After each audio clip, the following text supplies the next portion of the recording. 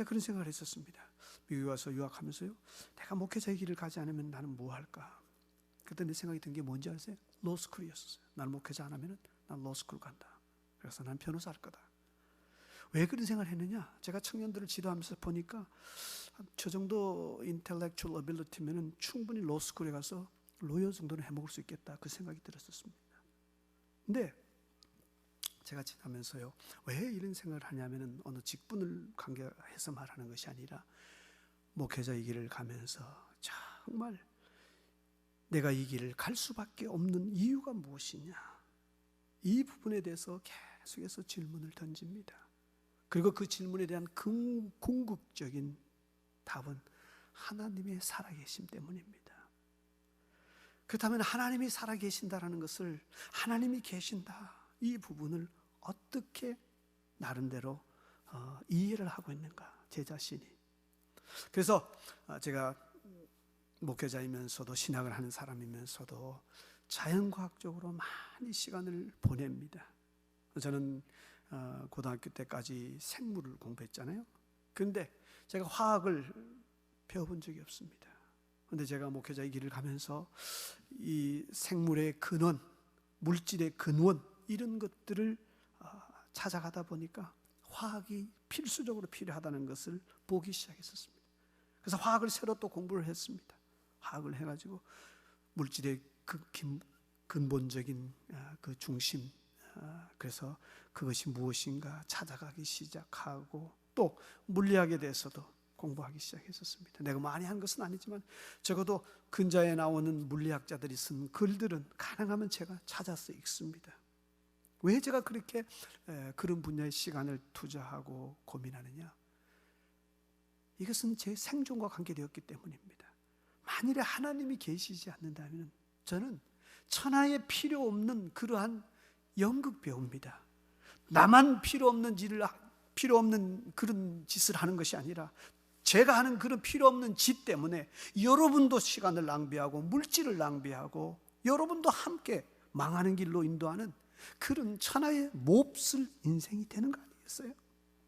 그래서 제 자신에게도 점검하고 싶고 확인하고 싶고, 또 그래서 제 마음속에서 깊은 확신을 가지고 감사함을 가지고 여러분들에게 말씀을 나누고 싶고, 그래서 물리학을 공부하고 또 최근에 물리학자들이 쓴 글들, 일반인들을 위하여 쓴 그러한 사회과학 서적들, 또 그런 전문 서적들을 나름대로 많이 읽고 봅니다. 그런데 이 자연과학 세계로 들어가서 잠깐만 우리가 돌아보면은 자연과학, 이 교회를 벗어나 있는 일반 세상에서의 자연과학에서 어떤 신에 대해서 어떤 식으로 생각을 하고 있느냐. 신이 존재하지 않는다라고 하죠. 자연과학에서 신을 설정하는 순간부터, 어떤 신이 계신다라고 이야기하는 순간부터 자연과학은 흐트러지기 시작합니다. 그래서 자연과학에서는 무조건 신은 빼고 시작합니다. 그렇다면 이제 이런 질문이 나오잖아요. 이 우주 만물에 넘쳐나는 이 수많은 물질들, 이러한 것들의 근거는, 출발점은 어디인가? 이런 질문들이 우리에게 나오기 시작하는 것입니다. 여러분, 우리가 간단하게 이야기하면은 뭐 우주에 별도 있고 달도 있고 뭐 이 지구도 있고 땅덩어리도 있고 뭐 다 이런 거 있지만은, 이런 거 다, 이거는 보다 더 근본적인 것은 이게 다 어디서 왔느냐는 거예요. 이게 다 어디서 왔느냐? 현대 과학에서 그러면 이게 어디에서 왔느냐? 그렇게 해서 추적해 가보는 것입니다. 뭐 이걸 이렇게 만들고 저런 걸 떠나서 가장 처음에 근본에는 무엇가 있었을까? 그래서 현재 과학에서 인정하는 것, 가장 처음에 있었다라고 생각하는 것은 어마어마한 에너지가 뭉쳐져 있었다는 겁니다. 아주 작은 뭐 그냥 에너지 자체가 그냥 뭉쳐져 있다가 순간적으로 폭발했다라는 거죠. 이게 소위 말하는 빅뱅 이론입니다. 근데 이제 자연과학에서도 그렇게 해서 이 엄청난 에너지가, 여러분 에너지라고 말하니까 별것 아닌 거 생각하는지 모르지만은, 여러분 우리 잠수함 있잖아요. 잠수함, 군인들이 타는 잠수함. 그 잠수함 안에 에너지원이 뭡니까? 원자력을 씁니다. 원자력을 쓰는데 잠수함이 한번 물속에 들어가면요 1년도 물속에서 지낼 수 있습니다. 그 안에 사람들, 선원들이 먹을 것만 있으면 잠수함 자체는 1년 내내 그 안에서 자체 내에서 공기를 만들어내고 옥시전 산소를 만들고, 그리고 그 안에서 추진 동력을 얻고 물을 얻고 다 하면서 살아갑니다. 그 많은 에너지 어디서 오느냐? 그 자체 내에서 만들어냅니다. 바로 핵을 사용해가지고. 그래서 핵 잠수함이라는 말을 쓰지 않아요. 그만한 에너지가 지구상에 보면 얼마나 많습니까? 우주 공간에는 또 얼마나 많습니까? 이런 모든 에너지가 다 응집돼 가지고 진짜 응축 엑기스가 돼 가지고 있었다라는 거예요. 그게 조그마한 것으로서 지금 과학자들 하는 얘기예요. 그렇게 있다가 어느 순간에 폭발을 했다는 거예요. 그게 고열과 함께 폭발이 되어지면서 순간적으로 이게 이제 확장돼 나가는데, 그래서 그 폭발하면서 제일 먼저 만들어진 것이 뭐냐? 이게 이제 수소라는 것입니다. 그 다음에 두 번째로 만들어진 것이 헬륨이라는 거예요. 그 다음에 리튬, 그 다음에 버늄, 이렇게 해서 쭉 나갑니다. 이러한 것들이 차례대로 만들어지면서 이것이 나중에 서로 뭉치기도 하고, 그렇게 하면서 다음에 새로운 어떤 원소를 만들어내고, 이게 합쳐져서 우리가 보는 물질이 만들어졌다. 과학적으로 이론적으로 맞는 얘기입니다. 근데 이제 그렇게 우리가 과학적으로 받아들이지만은 그건 우리가 과학이니까 받아들일 수 있는데, 문제는 뭐냐면은 그 최초의 어마어마한 에너지, 그 에너지는 어디서 생겼느냐? 이 부분에 대해서는 답을 하지 못합니다.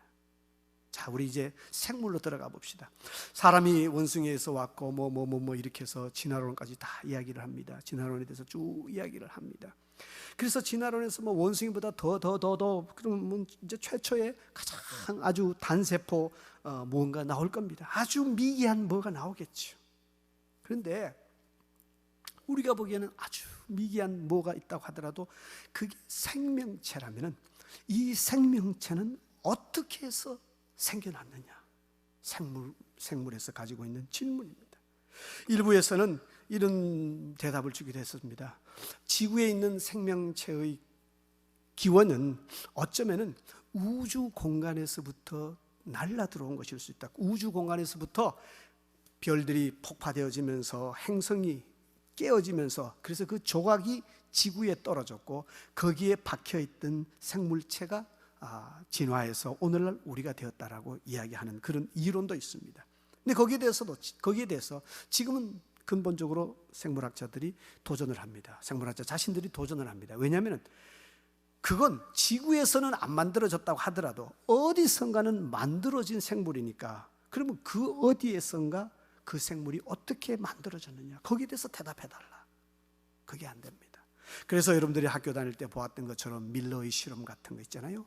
이 진공 상태에다가 질소가스, 모가스 이렇게 딱 집어넣고 고에너지의 전기 충전을 이 아크를 시키면은 거기서부터 아미노산이 만들어집니다.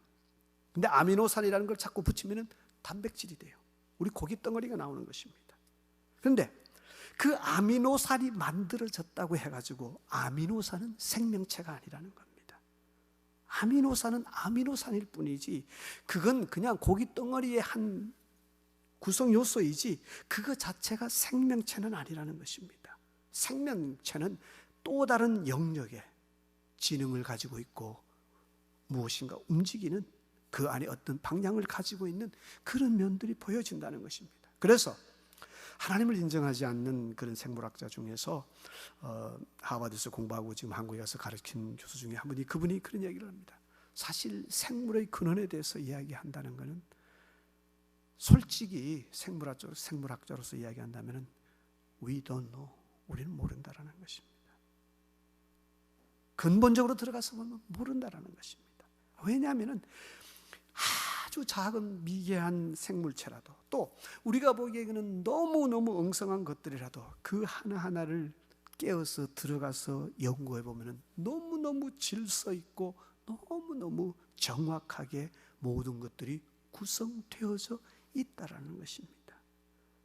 그래서 이러한 것들을 보면서 어떤 신의 존재를 인정하지 않고 설명을 하려다 보니까 이 자연과학이 어쩔 수 없이 과학 세계에서 신을 인정하지 않고 자연 세계를 설명하는 그 방법이 그거밖에 없으니까 그렇게 이야기를 하지만은, 우리 입장에서 본다면은, 크리스천의 입장에서 본다면은 참 답답합니다. 하나님의 존재를 인정하고 그 창조주가 우주 만물을 만드시고 그 창조주가 생물체를 만드셨다라는 기본적인 창세기의 말씀을 우리가 받아들이면 너무너무 모든 것들이 조화롭게 흘러가는 것을 볼 수가 있는 것입니다. 제가 왜 시간을 내서 이 말씀을 드리냐면, 특별히 그러한 어떤 근본적인 문제, 신이 계시느냐 안 계시느냐 이런 어떤 자연과학을 통해서 접근하는 것뿐만 아니라 특별히 기독교에 있어서는 일반 세상에서 받아들이기 어려운 것 중에 하나가 예수 그리스도의 부활에 대한 이야기입니다. 여러분, 예수 안 믿는 사람들도 예수님의 출생에 대해서 이의를 제기하는 사람은 없습니다. 예수님 살았으니까. 그리고 또 자기도, 나도 살잖아요. 나도 어머니 뱃속에서 나왔고, 예수님도 어머니 뱃속에서 나왔고, 예수님도 돌을 지냈고, 나도 돌을 지냈고, 뭐 그렇게 하면서 다, 예수님도 젊은 시절 보내셨고, 나도 예수님처럼 젊은 시절 보내고, 그리고 예수님도 돌아가시고, 나도 돌아가시고, 그것까지는 no question, 아무런 문제가 없습니다. 문제는 그 이유입니다. 기독교에서는 그 예수 그리스도가 부활하셨다라고 이야기를 합니다. 거기서부터 길이 엇갈리기 시작하는 것입니다. 그 앞에까지, 죽음까지는 모든 사람의 삶과 똑같이 연결시켜 볼 수 있습니다. 좀 더 거룩하게 살았느냐, 의롭게 살았느냐, 이 정도의 차이는 있지만 사람으로서 생존하고 살아가는 길은 같았었습니다.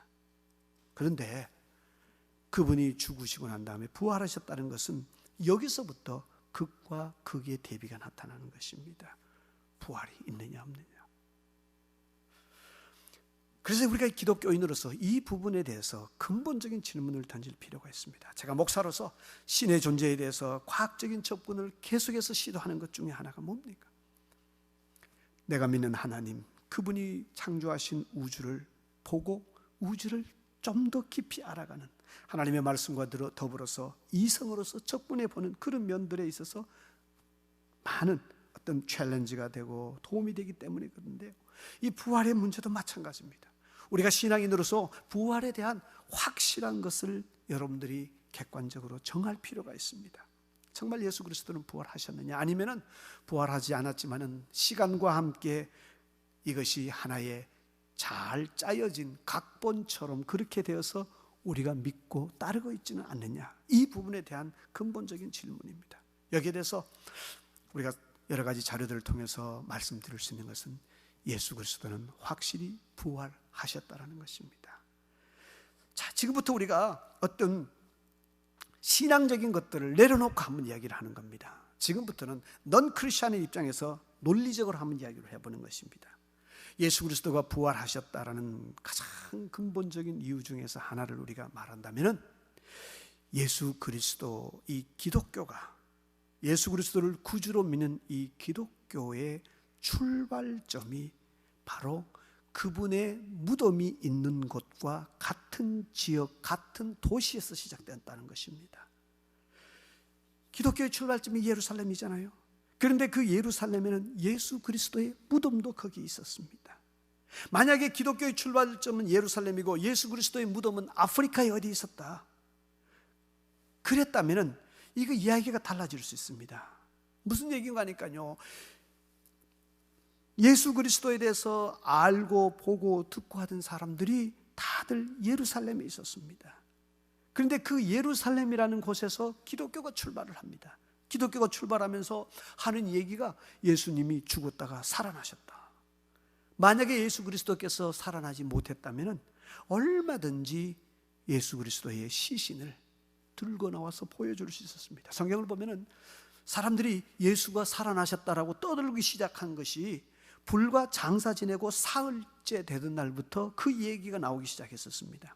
만일 예수님이 부활하지 않았다면 시신을 끄집어내 가지고 예루살렘에 보여줄 수 있었습니다. 3일 됐으면 아직 덜 썩었습니다. 얼마든지 확인할 수 있었습니다. 그런데 그게 되지 않았었어요.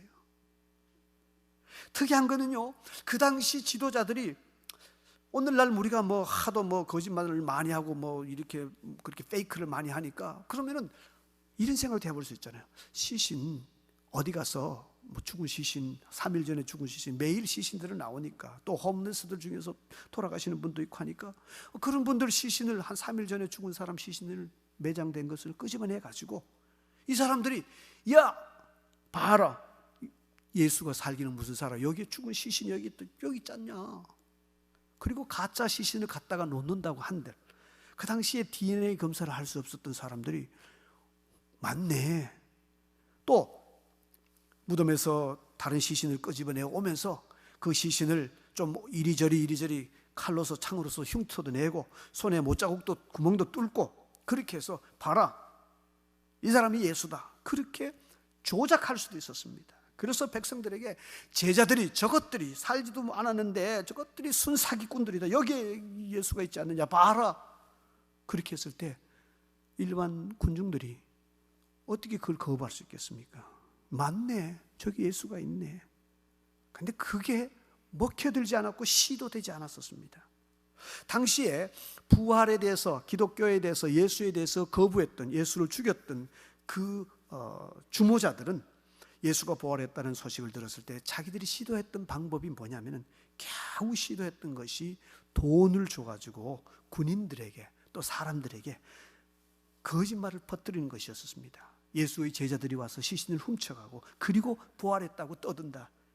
요즘식으로 말하면은 그런 얼토당토 않는 이야기를 소셜 미디어에다가 페이스북에 올리고 뭐 이런 식으로 하는 그 정도 일을 했다라는 것입니다.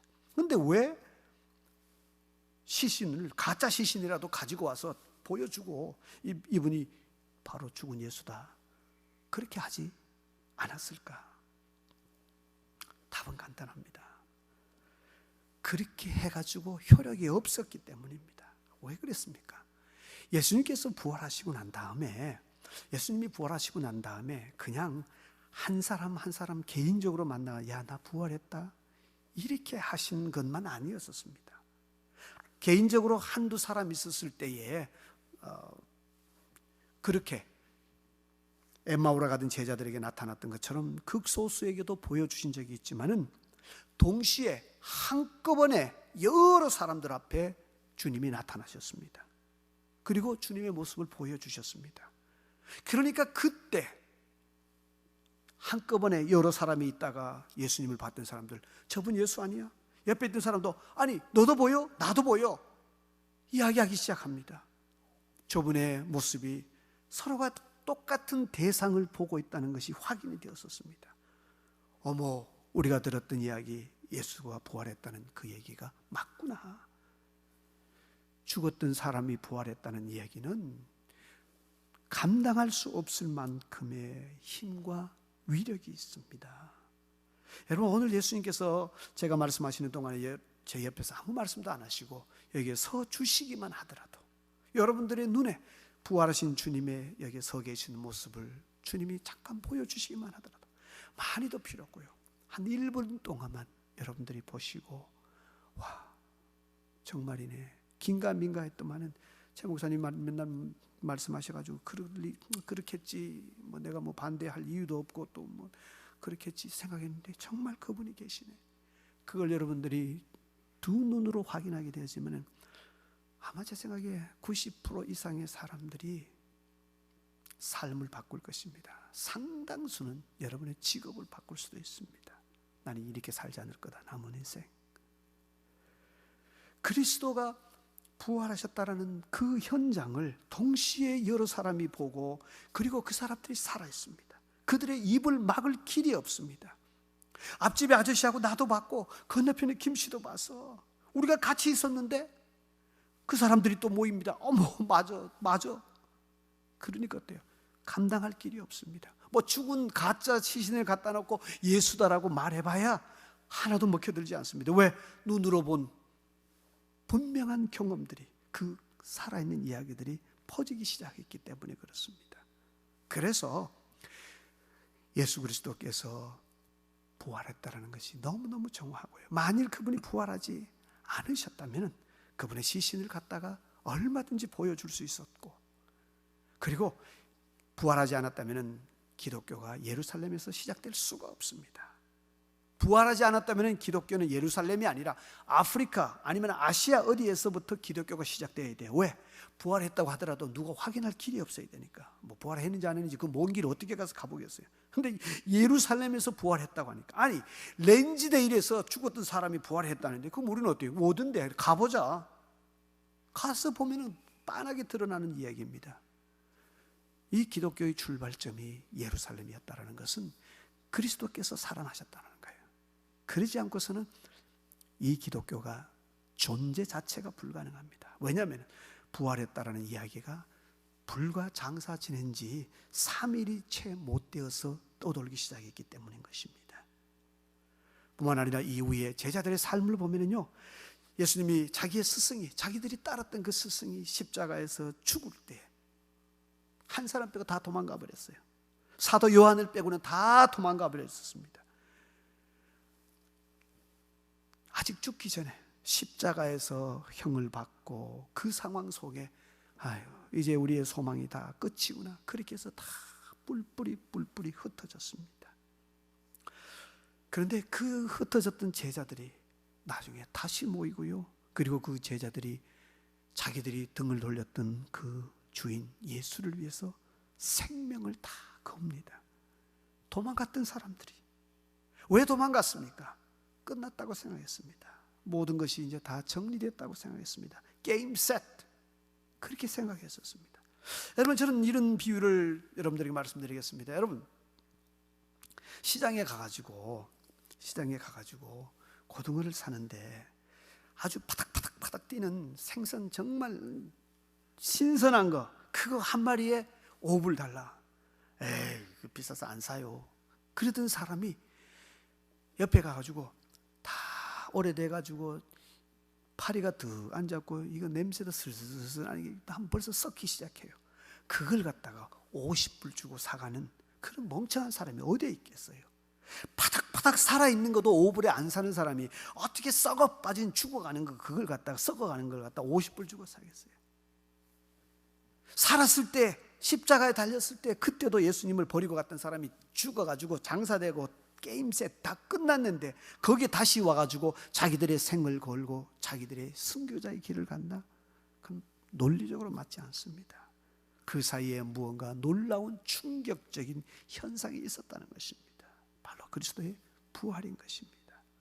그래서 여러분들이 신앙인으로서 걸어가지 않으시려면, 제가 서두에 말씀드렸던 것처럼 시간 아깝고 돈 아깝고 그냥 보따리 접고 화끈하게 세상에 가서 정말 이 젊음의 빈잔에 무엇으로 채워야 될까 노래 부르면서 화끈하게 사는 겁니다. 그렇다고 해서 나쁘지도 않은 것은 아니에요. 얼마든지 사람들로부터 괜찮은 인간이야, 저 정도면 인격적으로 괜찮아, 그렇게 살아갈 수 있어요. 예수 안 믿는다고 해서 꼭 악질은 아니잖아요. 얼마든지 여러분들이 지금 헌금하는 것에 10분의 1만 한인회에 내고 주변에 사람들 도와주면 여러분들요, 사람들이 그 사람 인격자야, 다 박수 쳐줄 겁니다. 그렇게 살아갈 수 있어요. 그런데 우리가 그렇지 않고 그보다 훨씬 더 많은 시간과 물질과 무릎을 들이면서 하나님 앞에 서는 이유가 무엇입니까? 그리스도께서 살아계시고 우리가 믿고 따르는 이 하나님이 우주를 만드시고 우리를 빚으시고 그 아들을 십자가에서 내어주셨기 때문에, 그게 만들어진 이야기가 아니라 팩트이기 때문에, 사실이기 때문에, 그래서 우리가 오늘도 여기 나와서 주님 앞에 예배자로 있는 것 아닙니까? 부활의 힘은 거기에 있는 것입니다. 부활은 우리에게 그런 변화를 만들어내는 것입니다. 그러나 오늘 우리 본문에 보면은 그 부활 사건 현장에 그 부활 이후에 일어나는 제자들 사이에서의 모습이 하나 발견되어지고 있습니다. 부활하신 주님께서 제자들에게 나타나셨습니다. 근데 그 제자들에게 나타나실 때에 그 현장에 도마가 없었어요. 그런데 도마가 없는 가운데 예수님이 나타나셨다가 나중에 이제 도마가 제자들에게 찾아왔습니다. 제자들이 말했었습니다. 야 도마야, 우리 예수님 봤다. 다들 예수님 봤어. 진짜 그분 우리 손도 보고 그분의 옆구리도 봤는데 정말 부활하신 주님이 맞아. 도마가 때 열받았었습니다. 마음속에서는 좀 자기도 그래도 좀 왜 하필이면 그때 주님이 오셨을까? 원망도 있고 섭섭함도 있고 또 다른 사람에게 치고 싶지 않는 자존심도 있잖아요. 그래? 너희들은 그냥 예수님 보고 그냥 고개 끄덕거렸지. 나는 안 된다. 나는 예수님 오시면은 너희들과 다르다. 나는 과학적인 생각을 하는 사람이기 때문에 만져볼 것이고 옆구리에 창에 찔린 자리에 손가락도 집어넣어 볼 것이고 요즘식으로 말하면 DNA 검사도 해볼 것이고 모든 걸 내가 다 동원해서 이분이 진짜 예수인지 아니면은 환상인지 환영인지 내가 꼭 검사해 볼 거야. 그렇게 도마가 빽빽거렸습니다. 치지 않겠다는 거죠. 그런데 오늘 본문에 보면은 그렇게 도마가 떠들고 있었는데 얼마의 시간이 지나고 난 다음에요, 예수님께서 다시 오셨습니다. 그리고 다시 찾아오셨던 주님께서는 다른 제자들보다도 도마와 직접적인 이야기를 하시기 시작합니다. 그러면서 도마에게 이런 말씀을 말합니다. 도마에게 이르되 내가 그의 손에 못자국을 보며 내 손가락을 그 못자국에 넣으며 내 손을 그 옆구리에 넣어보지 않고는 믿지 아니하겠노라. 너 그러지 않느냐? 이제 한번 내 손, 내 옆구리 여기에 한번 네 손 한번 넣어봐라. 너 손가락을 이리 내밀어 내 손을 보고 너 손을 내밀어 내 옆구리에 넣어보라. 그렇게 주님이 이야기하셨습니다. 도마의 마음에 모든 것들이 다 풀어지기 시작했습니다. 두 번째 찾아오시던 주님이 이야기하는 대상은 자신이었습니다. 자기가 가지고 있는 어떻게 보면 열등감, 다른 제자들에게 밀렸다라는 그런 어떤 생각이 있었는데 두 번째 오신 주님께서 다른 제자들보다 자기와 가장 많은 시간을 보내주시고 자기의 마음을 어루만져 주십니다. 그때 도마가 손 내보세요 그렇게 하지 않았었습니다. 주님이라는 건 너무 분명하니까. 그래서 나의 주님, 나의 하나님 그렇게 고백합니다. 근데 우리는 여기서 하나 사건을 볼 필요가 있는데요, 예수님께서 이렇게 나타나셔가지고 도마에게 말씀하시는 것이 너 손가락을 이리 내밀어 내 손을 보고 그 말씀을 씁니다. 내 손 봐라. 너 여기에 손가락 넣고 싶다 그랬지? 내 손 봐라. 정확히 말하면 내 손바닥을 봐라. 그러면 이 손바닥 영어로 뭐라고 합니까? palm이라고 그러죠. palm 하면 생각나는 거 없습니까? 일주일 전에 우리 주일 보내는데 그게 무슨 주일이었습니까? palm Sunday였어요. 손바닥 주일이었습니다. 사실 palm이라는 단어 속에는 종려나무라는 뜻도 있지만 손바닥이라는 뜻도 들어있습니다. 우리는 일주일 전에 종려주일을 보내면서 예수님께서 예루살렘 성에 들어가실 때에 군중들이 종려나무 가지를 흔들면서 웰컴 웰컴, 그리고 예수님에게 자기들의 마음속에 있는 야망을 이야기했습니다. 예수님, 이제 당신이 나사로를 살렸다고 우리가 눈으로 보았습니다. 우리가 이야기 들었습니다.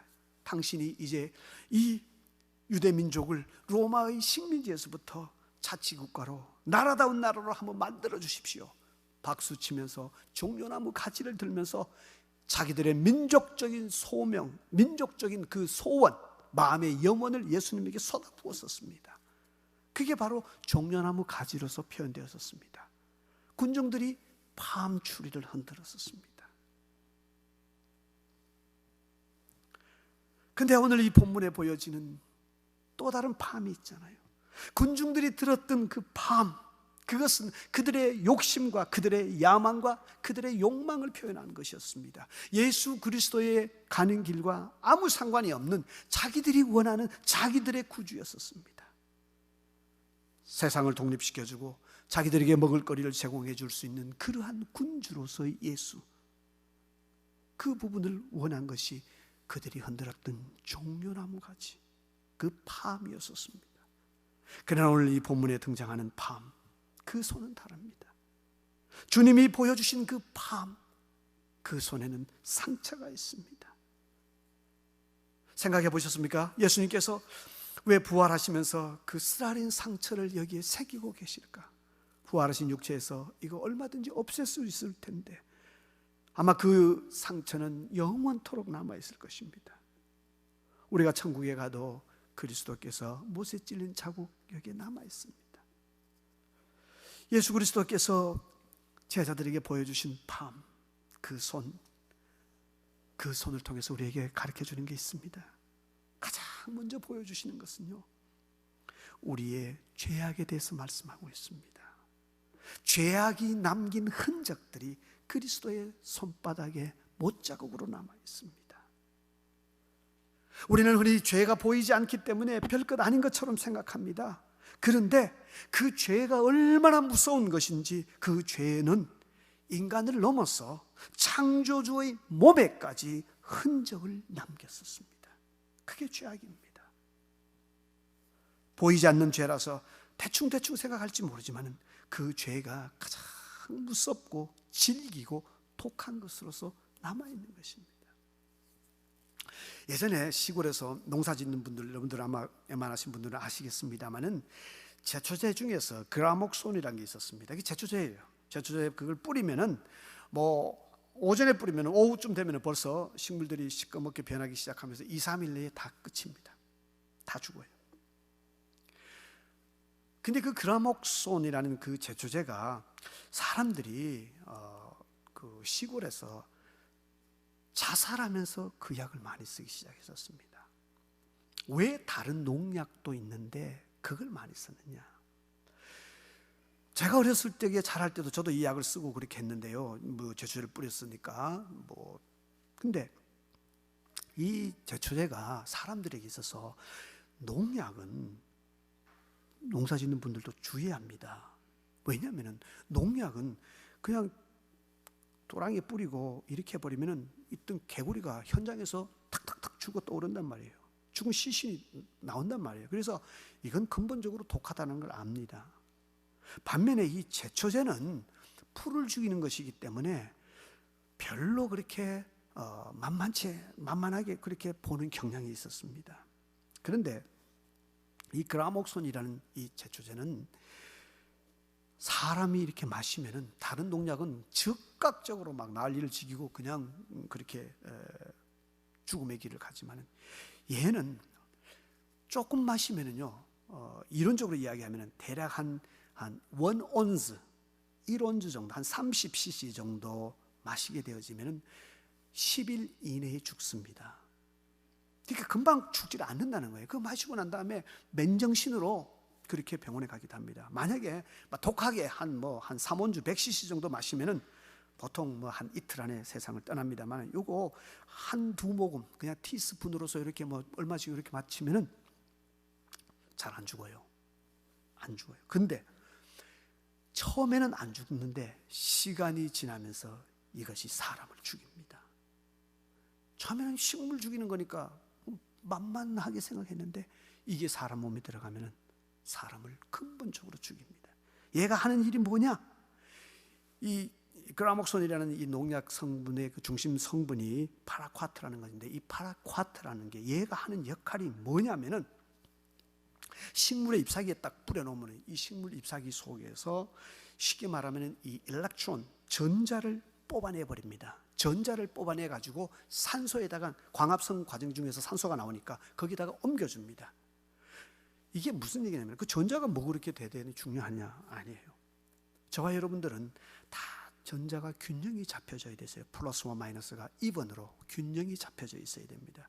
만약에 이 밸런스가 깨어져 버리면, 불균형이 되어지면 세포든 뭐든 간에 다 파괴되는 과정을 밟게 되어집니다. 그래서 이 균형이 너무너무 중요한데, 이 파라쿼트가 들어가면 균형 잡힌 이 전자 중에서 한 놈을 뽑아옵니다. 뺏어가지고 그걸 산소에게 넘겨줘요. 그럼 그 산소는 뭐가 되느냐? 산소도 가만히 있다가 전자를 더 받으니까 균형적으로 이렇게 살고 있는데, 쉽게 말하면 한 남편과 한 아내가 잘 살고 있는데, 이 파라쿼트가 너무 집에 아내를 데려다가 이 집에다가 또 붙여주는 겁니다. 그럼 어때요? 이 집이 분란이 일어나는 거예요. 이걸 우리가 소위 말하는 활성산소라고 그러잖아요. 그러면 이 산소가 전자가 하나 더 많아져. 잉여전자라고 그러죠. 그럼 짝이 없는 놈이 한 놈이 많아져요. 그럼 얘가 어때요? 짝을 찾아야 돼요. 그러면 어디 가서 짝을 찾느냐? 돌아다니다가 아무나 잡히면 거기서부터 전자를 빼옵니다. 그럼 그쪽에 또 잃어버리면 어때요? 그것도 또 찾으러 다닙니다. 연쇄적으로 모든 것들이 다 깨집니다. 이게 소위 말하는 활성산소가 우리 몸을 깨는 가장 큰 이유라고 이렇게 이제 과학적으로 설명을 하는데, 이 파라쿼트라는 성분이 그 짓을 합니다. 사람이 마시잖아요. 마시면은 이 파라쿼트가 몸에 들어가서 우리 세포에 있는 이런 것들 전자를 뽑아다가 산소에게 줍니다. 그러면 산소는 활성산소가 돼가지고 미친 듯이 또 다른 전자를 찾아다닙니다. 그러면서 몸에 있는 다른 장기들을 다 공격합니다. 근데 무서운 것은 이 약을 먹게 되어지면은 호흡이 가빠지기 시작합니다. 왜냐하면 아까 제가 말씀드렸잖아요. 이게 전자를 다른 데서, 신체의 다른 부위에서 전자를 뽑아서 산소에게 주거든요. 산소가 제일 먼저 딱 받으니까, 우리가 잘 아는 것처럼 산소는 O2잖아요. 근데 그것이 전자를 받으면서 O2 마이너스 이온으로 바뀐단 말이에요. 그러면 이제 뭐냐면 이 암수가 짝이 맞아야 되는데 암 쪽이, 이 네거티브 쪽이 하나가 더 많아지는 겁니다. 그러면은 불안정되어져 가지고 주변에 있는 무엇이든지 공격하기 시작합니다. 그러면서 호흡이 가빠지기 시작하는 거예요. 왜냐? 내가 마셔야 될 산소를 얘들이 뺏어가니까. 그럼 호흡이 급해가지고 공기 더 달라고 병원에서 공기를 더 줄 수 있느냐? 줄 수가 없습니다. 공기를 주면은 계속해서 현상이 더 심해지기 때문에 결국 비참하게 죽습니다. 왜 이야기를 하냐면은, 이 제초제가 처음에는 이렇게 이게 한 30cc 조금 고거 마셨는데 끄떡 없을 줄 알았는데, 처음에는 들어갈 때요 다 이야기합니다. 내가 먹었는데요, 내가 화가 나가지고 이렇게 마셨는데 그렇게 하는데, 이제 시간이 지나면서 서서히 사람을 질식시켜 갑니다. 고통 속에서 죽어갑니다. 그래서 2012년부터 한국에서 판매 금지됐습니다. 유럽에서도 마찬가지고요. 처음에는 만만했었습니다. 그냥 풀이나 죽이는 약이라 생각했는데요, 그게 아니라 사람을 처절하게 죽이는 약이 되는 겁니다. 죄라는 것이 그래요. 우리는 보이지 않으니까 그럴 줄 알았는데 아니더라는 것입니다. 죄가 얼마나 무서운지 아느냐? 여기 손을 봐라. 죄는 인간을 넘어 창조주의 몸에까지 뚫고 들어오는 이 죄의 무서움을 보느냐? 죄의 무서움뿐만 아니라 동시에 우리는 그 주님의 손을 통해서 그 죄를 이기고 그 죄의 문제를 해결해 주시기 위하여 자신을 희생하신 예수 그리스도의 사랑을 보게 되어지는 것입니다. 죄의 무서움을, 그 독성을 해결하는 길은 다른 방법 없습니다. 죄값을 누군가가 다 당하는 것입니다. 죄 없다 말해가지고 될 일이 아니라는 것입니다. 죄는 있기 시작하면 반드시 그 죄의 값을 지불해야 된다는 것이 하나님이 만드신 원칙입니다. 그래서 우리의 죄값은 예수 그리스도께서 다 감당해 주셨습니다. 십자가 위에서 그 표시가, 그 사랑의 표시가 그리스도의 palm입니다. 손바닥입니다. 말씀을 정리합니다. 여러분, 오늘 우리가 부활절을 보내면서 저와 여러분이 선택해야 될 두 가지 길을 이 본문을 통해서 보게 되는 것입니다. 우리 앞에는 사실 두 개의 palm이 있습니다. 하나는 종료주일에 흔들었던 그런 palm, 내 삶에서 내 마음대로 이용하는 예수 그리스도입니다. 그리스도가 나의 구주가 아니라 그리스도는 나의 종이고 심부름꾼이고 내 성공을 위해서, 내 건강을 위해서 필요되어지는 그러한 존재일 뿐입니다. 그러한 palm, 종려가지 흔들었던 군중들이 요구하는 예수가 있고요, 또 다른 palm이 있습니다. 그 palm은 바로 내 무너짐과 내 죄악을 짊어지고 십자가 위에서 돌아가신 그리스도의 손입니다. 저와 여러분들은 살아있는 날 동안에 계속해서 이 두 선택 중에서 하나를 해야 될 것입니다. 군중들이 원하는, 내가 원하는 예수, 그 palm tree, 종려가지, 그 palm을 흔들 것인지, 아니면은 나를 위하여 손에 못자국을, 상처와 아픔의 길로 가신, 죽음의 길로 가신 그 예수 그리스도의 흉탄한 palm, 손바닥을 우리 가슴에 기억하며 그분의 십자가를 기억하며 십자가의 길을 걸어갈 것인가? 여러분 앞에 있습니다. 여러분의 남은 날 동안에 군중들이 들었던 그 palm-tree, 그 가지를 내려놓으시고 십자가 위에 매달렸던 주님이 우리에게 보여주시는 그 palm, 그분의 손바닥, 그 손바닥을 붙들고 복음의 길, 말씀의 길로 걸어가시는 저와 여러분들이 될 수 있기를 주의 이름으로 축복합니다.